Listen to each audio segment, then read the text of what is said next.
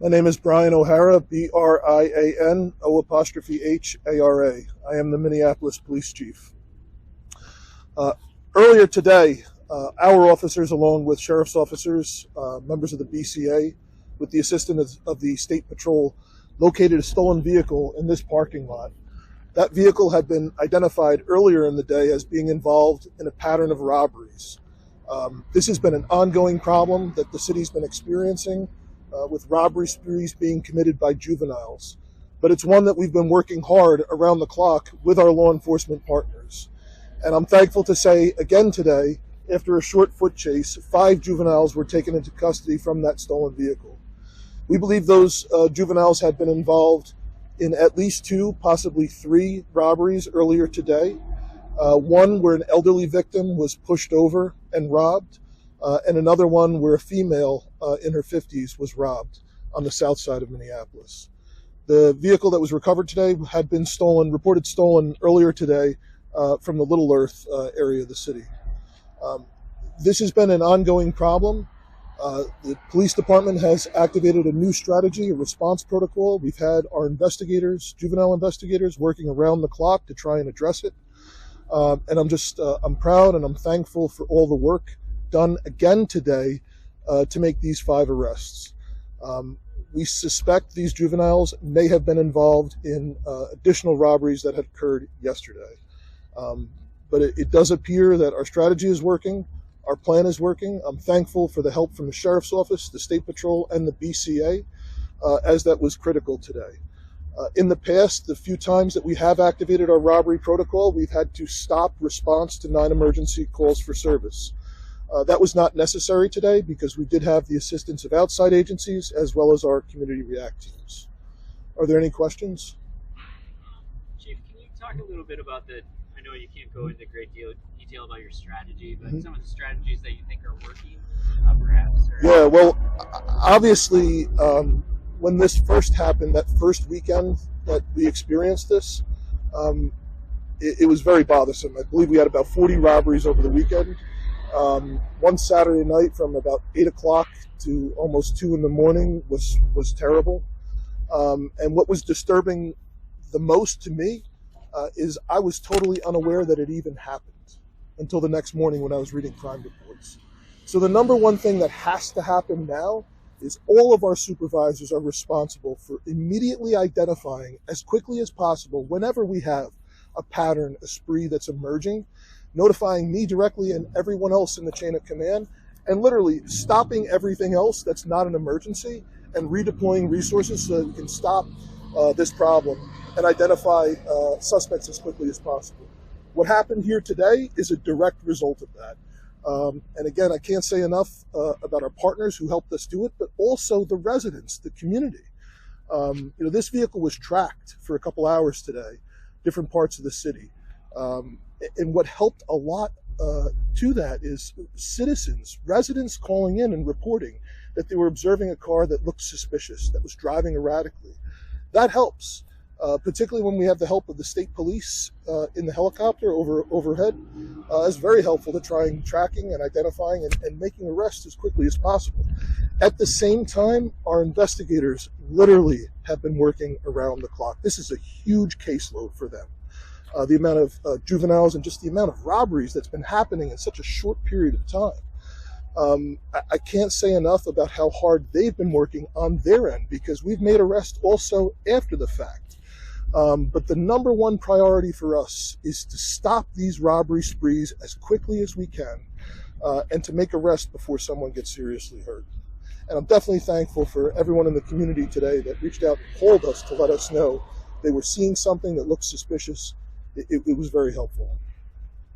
Chief, what were the age ranges of the juveniles arrested? I don't have their ages. We can get them for you. I know it's 4 males and 1 female, but they're all juveniles.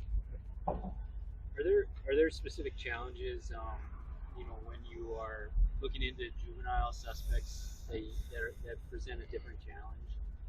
Is it everything down to how you charge, how they get sentenced, all those things? Yes, the entire system is different when we're talking about juveniles. And how it's presented in a different way here over the last year or two is not necessarily that we have a larger number of juveniles involved in criminal activity. It's just that they're involved in a higher volume of crimes. And it's disturbing in that it seems like it has become more serious over time. And we're just trying to do everything that we can to ensure that there's some level of accountability over the process as best we can. But I think anywhere you look across the country, obviously the juvenile system is much different from the adult system, and there's good reasons for that. But at times it does feel like what's been happening here over the last year or two is different just because of the frequency of it, and it does feel a bit overwhelming. So you're saying statistically there aren't necessarily more juveniles No. Out committing crimes? There's just More activity. Those individuals are doing more crimes. More activity.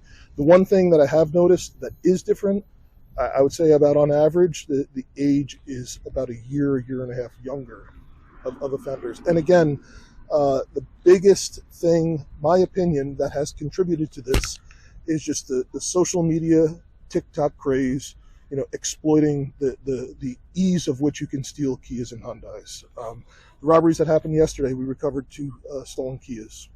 That's the vehicle that was used yesterday.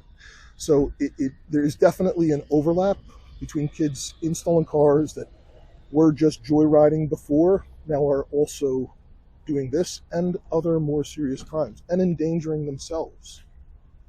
And these robberies yesterday, the one, I think you said a female that was in her 50s. That was this morning. That was this morning. Okay. Yeah. Can you describe how that happened? Was it obviously a robbery? There was a weapon involved. This was a strong arm robbery, the one with the female. She was robbed of personal effects. The other one this morning that I know for sure was an older man that was on a bicycle, knocked off his bicycle and assaulted, and had his personal belongings stolen. We have, obviously, this has at times also included gunpoint robberies. It's been a part of this problem. That was not what was seen today, and there was no weapon recovered from this incident today. Do you think the robberies are more economic or just boredom? It does not appear that the need for money or cash is necessarily a motivation, and that's even more disturbing. Chief, does part of this strategy that you're describing include engaging with parents in the community, Yeah. not only of these people committing the crimes, but Yep. just parents in general? Yeah, I mean, we're doing that as best we can, and we are reaching out to parents who are affected. There's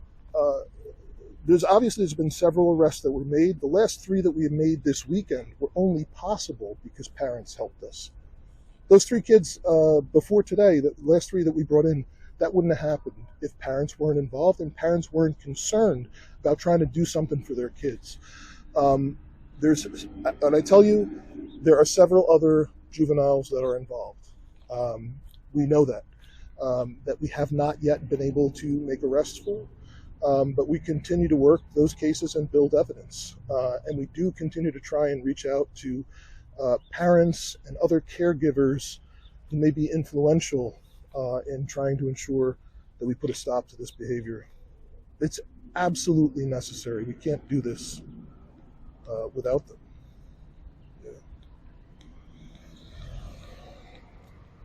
Okay. Anything else?